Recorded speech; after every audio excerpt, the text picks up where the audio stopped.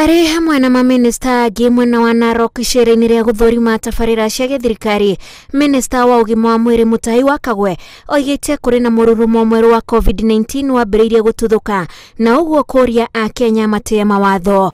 There is new variants of the COVID-19 that are also developing, and we want to be sure that we are keeping a high level of vigilance and surveillance so that we can prevent outbreaks of new variants in the country.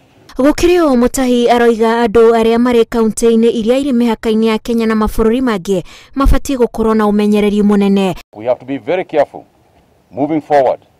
We have to be very careful because, as you know, Narok is a border county, and therefore, as you have heard in the international and national press, aritie urire ithabu ria arwaru a murimu wa COVID-19 riongererekeire na andu angi 174. Andu eri nio makuite ihinda-ini ria mathaa 24 na riu andu aria othe makuite ni undu wa murimu wa COVID-19 ni 1797. Andu 1190 nio marahonera micii, nao 258 mari mathibitari-ini matiganite.